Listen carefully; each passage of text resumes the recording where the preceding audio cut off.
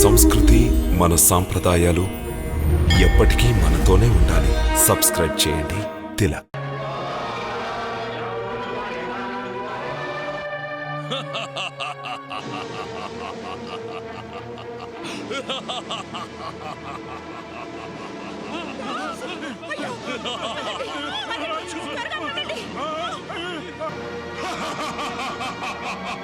సేనాపతి, తక్షణమే ఈ రాక్షసుని సంహరించు.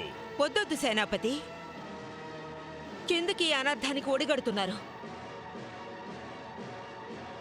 ఈ పవిత్రమైన యజ్ఞవాటికను ఒక రాక్షసుని రక్తంతో అపవిత్రం చేయాలనుకుంటున్నారా? మహారాణి మహారాణి, తక్షణమే ఈ రాక్షసుని వధించకపోతే మహారాజు చేసే ఈ యజ్ఞాన్ని ధ్వంసం చేస్తాడు. ఈ యజ్ఞాన్ని ఎవరు ధ్వంసం చేయలేరు మహామంత్రి. ఈ యజ్ఞం సాక్షాత్తు మహాలక్ష్మి కోరికతో జరుగుతోంది. ఈ యజ్ఞం సఫలం కాకూడదని రాక్షస రాజైన దుర్జయుని కోరిక. విన్నారా మహారాణి? ఆ రాక్షసుడు ఈ యజ్ఞాన్ని కొనసాగనివ్వడు. స్వాహ. ఇప్పుడు మిమ్మల్ని ఎవరు రక్షించలేరు.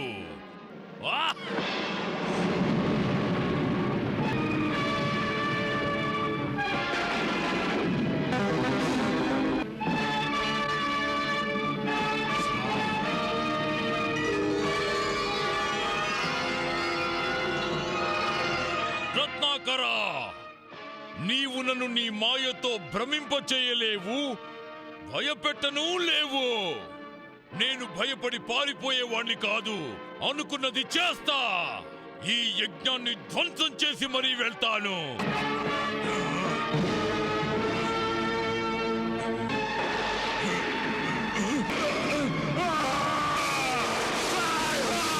నన్ను రక్షించండి, నేను కాలిపోతున్నాను. నా శరీరం అగ్నికి ఆహుతైపోతోంది. రాక్షస రాజా, నన్ను కాపాడండి రాక్షస రాజా.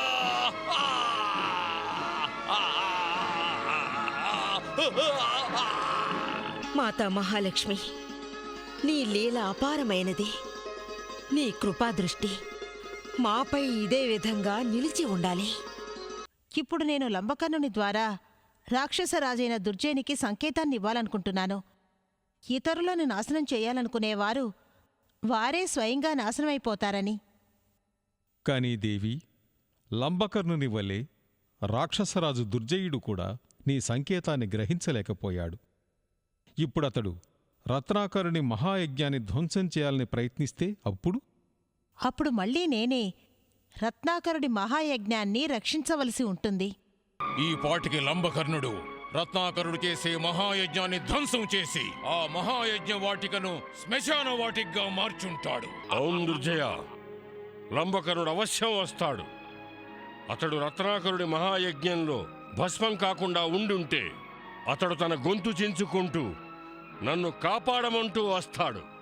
అలాగే మహాలక్ష్మీదేవి కృపతోటి నా నోటి నుంచి ఏం వెలువడినా అది సత్యమైపోతుంది. చూస్తూ ఉండు, లంబకర్ణుడు వస్తాడు, కాపాడమంటూ వస్తాడు. రాక్షస రాజా, నన్ను కాపాడండి, నన్ను కాపాడండి రాక్షస రాజా. చూడు దుర్జయ, నీ దగ్గర ఉన్న అందరికంటే బలవంతుడైన రాక్షసుడు వచ్చాడు. అసురేశ్వర, నన్ను రక్షించు, నన్ను రక్షించు అసురేశ్వర, నన్ను రక్షించు. నీకు దుర్దశ కల్పించిన వారెవరు? నేను ఆ మహాయజ్ఞాన్ని ధ్వంసం చేయడానికి ప్రయత్నించాను. రక్షించండి రాక్షస రాజా. చూసావా దుర్జయ, అందరికంటే బలవంతుడైన లంబకర్ణుడికి ఎలాంటి స్థితి సంభవించిందో. నేనే స్వయంగా నా విశాల భయంకర సైన్యంతో వెళ్ళి రత్నాకరుడి మహాయజ్ఞాన్ని ధ్వంసం చేస్తాను. నేను చూస్తాను ఆ మహాలక్ష్మి నన్ను ఎలా ఆపగలదు.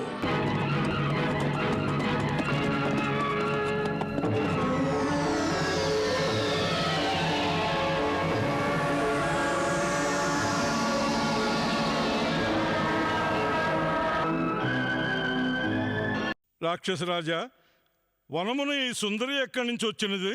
అది ఒంటరిగా. ఓ సుందరి, ఎవరు నీవు? ఈ వనంలో నీవేం చేస్తున్నావు? నేను నిన్ను కలవడానికే వచ్చాను. ఎందుకంటే ఏ అధర్ముడైనా ధర్మ మార్గానికి అవరోధాన్ని కలిగిస్తాడో ఆ అవరోధాన్ని నేను తొలగిస్తాను. అంటే నీవు చెప్పేది నన్ను ముందుకు వెళ్ళనివ్వకుండా అడ్డుకుంటావన్నమాట. నా శక్తి గురించి నీకు ఏమాత్రం తెలియదనుకుంటాను సుందరి. నీవు పొరపడుతున్నావు అసురరాజా. నా శక్తి గురించి నీకేమాత్రం తెలియదు. నీవు నన్ను భ్రమింపజేయడానికి వచ్చావా? ఇక్కడి నుంచి ముందుకెళ్లడానికి ప్రయత్నించావో ఆ తర్వాత నీ అస్తిత్వం ఏది మిగిలి ఉండదు.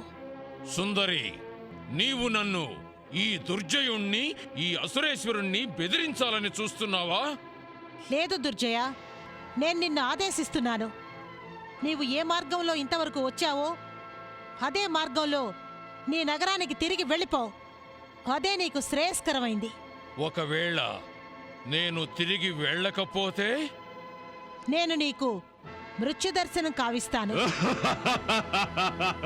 దుర్జయుడిపై మృత్యువు విజయం సాధిస్తుందా? మృత్యువు నాకు దాసి, ప్రభువు కాదు.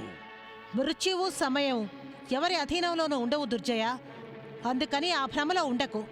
ఈ అశాశ్వత ప్రపంచంలో ఎవ్వరూ అమరులు కాదు. మృత్యువు రుచిని ప్రతి ప్రాణి రుచి చూడవలసిందే. మానవ రూపంలో ఆ భగవంతుడే అవతరించినా వాని శరీరానికి కూడా మృత్యు ఉంటుంది. అందుకని నీవు కూడా నీ మృత్యువునకు భయపడు. దుర్జయుడు ఎవడికి భయపడాడు. ఎందుకంటే దుర్జయుడు జన్మించింది ఇతరుల్ని భయపెట్టడం కోసమే.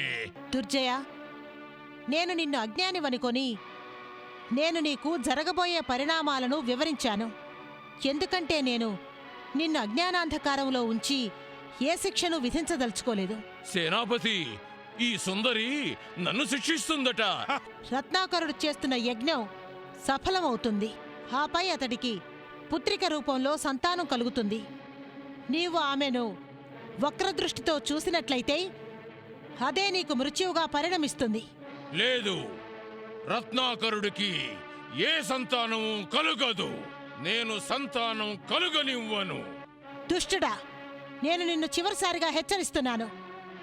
వెనుకకు వెళ్తావా లేదా? ముట్టడించండి.